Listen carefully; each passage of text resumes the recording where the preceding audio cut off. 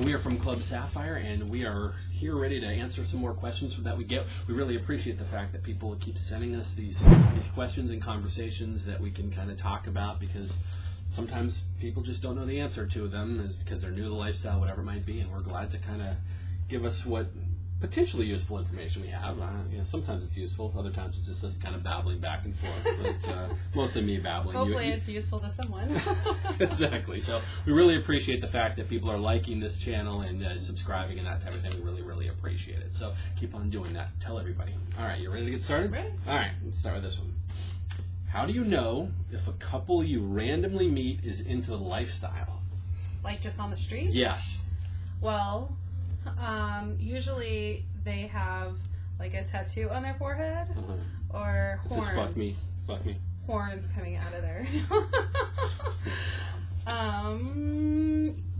Yeah, ask them if they like spark. No, I'm kidding. How do you know? I mean, I guess you always think that you have Playdar. Playdar. Yeah, that's the concept of, you're looking at someone and you're like, I think those people are in the lifestyle. And it's a hard thing to explain, and I think after you've been doing it for a while, that you really actually, it becomes a sixth sense. Playdar comes from the concept of gaydar, which is the same type of thing, which you talk to a lot of gay men and women, and they will say that they can just kind of tell. There's just something in the air that just kind of says, I think so. And honestly, over these years, we've been right a lot of the times. We're like, that couple over there, the way they talk to each other, the way they hold themselves, or the way they smile at strangers is kind of...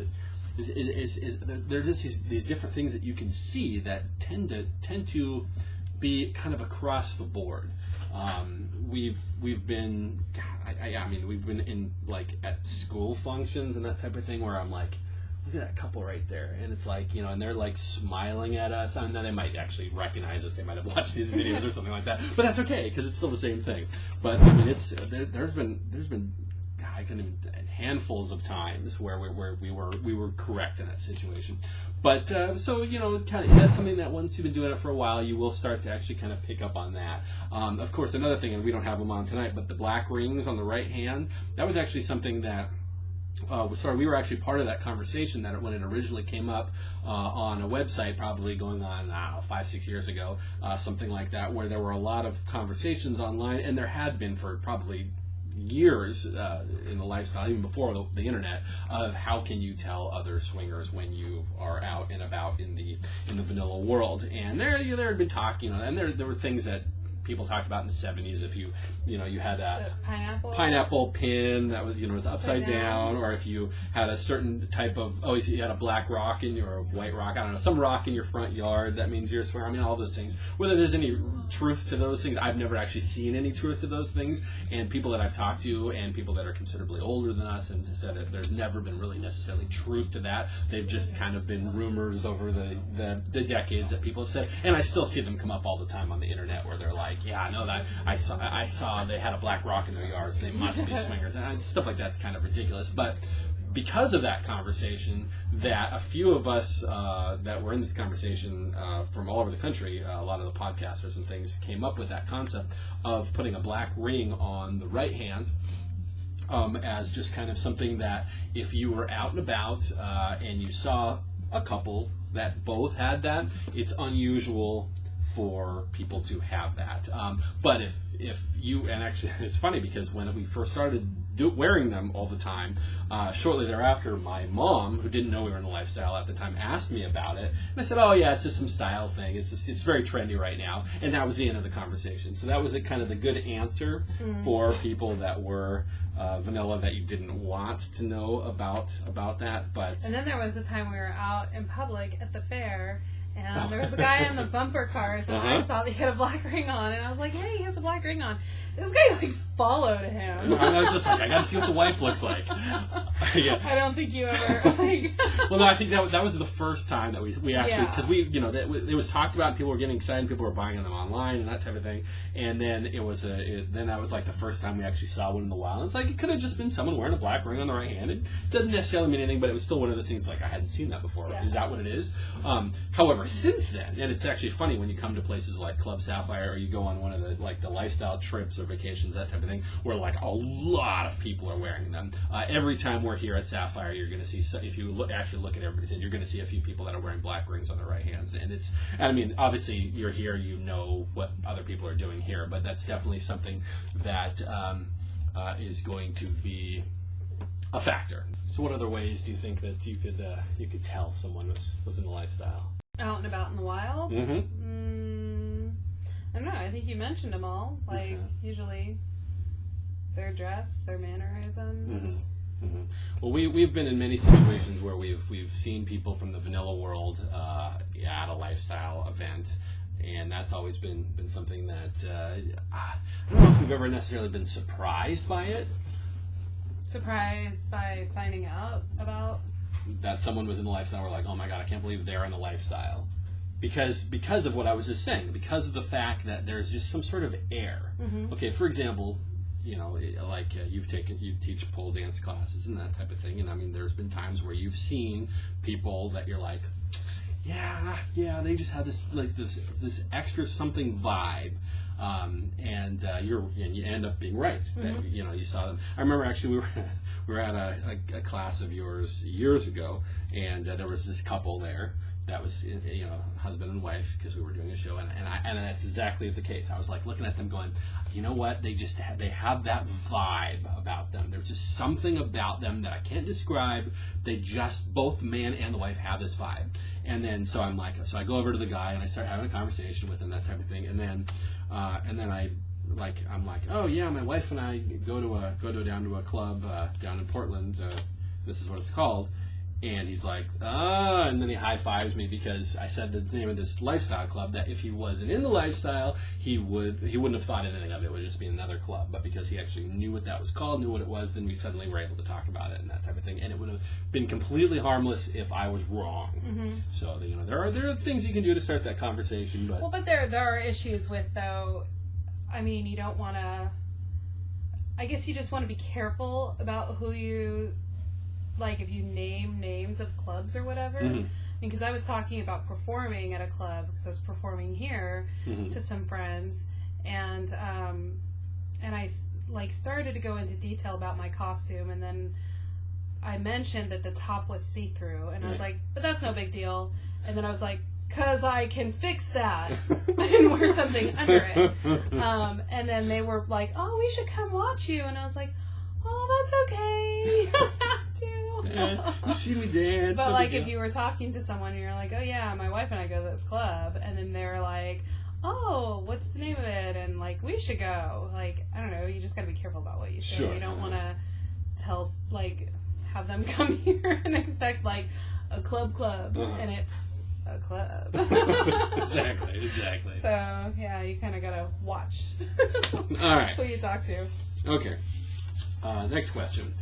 Are there a lot of smokers and drinkers in the lifestyle? You know, yes of both. I don't know about a lot. I know I see people smoking, but I don't often like smell it. So I think that if you're a smoker, they must hide it well. Well, I think smoking, it's like smoking of like nicotine cigarettes, that type of thing, has just, at least in the Pacific Northwest, has kind of gone away. Yeah. It's been replaced by weed because that's I think legal people here. still smoke, but they vape. So isn't that different? Well, if it's yes and no, but I mean but even that has just kind of faded a bit because smoking just isn't as popular. Although I do know in parts of the country where smoking is is much more common, smoking cigarettes. But again, now that we have weed legally in Washington, there are a lot of people that do smoke that, and they obviously they're not smoking inside the building, but there are sometimes people will go out and that whole 25 feet away from a door, that type of thing, and there will be a few people that are smoking or smoking weed, and that's perfectly legal, perfectly fine. I know that you're not a big fan of like making out with someone who's been smoking. No. Yeah, because that's definitely a taste thing. Well, I'm not a smoker, and I never have been, so it's not something that I'm not into. Right. Yeah. I have kissed a few people that have been smokers, but it was mostly, like you could tell that they're really good about trying to cover it up, with mouthwash or mints or whatever, or gum or You just don't kiss them. No, I mean, just go for the neck instead. No, I have kissed them before, and it's kind of like a, you kiss them for a while, you make out, and then you're like, ooh, he was a smoker. But I don't know if I ever have turned someone down because of that. And I don't know, unless it was like they just reeked, because I actually have issues. It hurts my lungs. Right. So, I wouldn't be able to be close to someone who had been smoking. I do remember. They do smell like. And I do remember one situation just off the top of my head where there was we were talking to a couple and the guy left every 10 minutes to go smoke a cigarette, and it's like that made it very, very noticeable. Yeah. Well, you can't have a good conversation when they're leaving every 10 minutes. Exactly. So you're interrupted, and it's like, okay, what else is going on here? But I do. It is interesting that since the growth of people using marijuana and using the vapes for that there is kind of this relaxation, I guess, that happens in the same way of having a glass of alcohol, where you just, you kind of get that kind of relaxed atmosphere, which makes it more easy to talk to people, makes it easier to be comfortable. And as we're, that was the second half of the question as far as alcohol is concerned. So places like, Sapphire, for example. Sapphire is bring your own booze. So you bring what you want to drink. And it's something we've talked about before many times, but it is very rare to see someone who actually gets drunk. I mean, I'm sure in all these years, we've probably seen it a few times in everywhere we've ever been. We've probably only seen it a few times. Yeah, it's rare because you don't want to be drunk. I mean, who really wants that? I mean, if you're out here to actually have a good time and play and that kind of stuff, whether it's with your spouse, whoever you came with, or other people, I don't want to have sex with someone who's drunk, because I don't feel like they're fully able to be like, yes, this is what I want, this is what I'm into. If I stick something up their butt, are they going to get mad at me? No, I'm kidding. Are you going to do that? No, but that's something that you want to think about, right? You don't want to have sex with someone who's had too much alcohol, because what's going to happen afterwards? But also, I mean, like you've said too, you want to be able to remember it.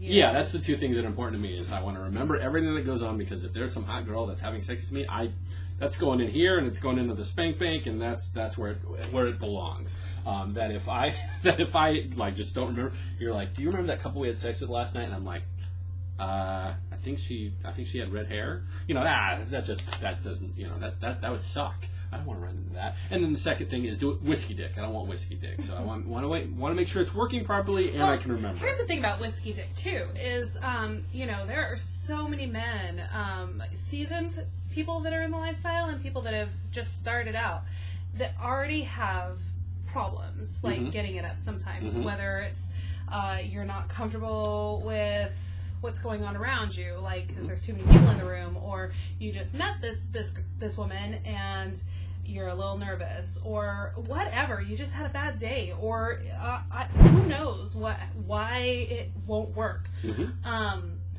Why add that to the stress? Yeah, exactly. If you need to have a glass of whatever to take the edge off and relax a little bit and feel more comfortable, yeah, but why give yourself just another thing that could potentially. And I don't know this person specifically who sent in this question, if they were. It sounds like someone maybe who isn't a smoker or a drinker, and that's perfectly fine. I drink very rarely. When I come to the club, I usually drink a soda. I sometimes might have something that someone else pours or whatever, but I'm not a drinker per se, so it just doesn't do anything for me. Well, it's also because they don't have a blender here, and he really only drinks girly pink drinks. Thank you for letting everybody know pink that. Drinks with the fruit umbrellas and whipped cream. You know what? And I'm over here with the bourbon. Yeah, you are straight up. We're the opposite. We're totally the opposite. Cause girly drinks are the best. Really, if it's super sweet, so gross, and some color that just doesn't exist in nature, then it's going to be delicious. No. That's just kind of that's the rule. So unfortunately, they don't have a blender here, so I'm not going to make some pina colada frozen daiquiri thing. Good. So it's fine. So yeah, that, if you don't drink, that's perfectly fine. And there are a lot of other people that don't drink as well.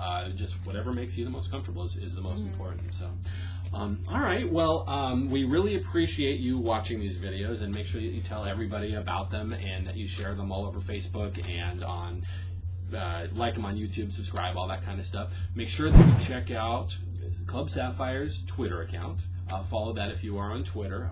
It's definitely worth it. There's a lot of good stuff going on there. Check out the Facebook page. Make sure you like them on Facebook and share it with all your lifestyle friends, and even a couple of those friends that you think maybe might be lifestyle. The Neapolitan friends. The Neapolitan friends, yeah. And of course, go to clubsapphire.net and look at all the really great events that are coming up this month. Calendar. And join us. Come out here on a Friday, Saturday, and Wednesday nights are always good too. So perfect. Anything else you want to say? No, we'll see you around. All right. Well, thank you so much for watching. We'll see you next time.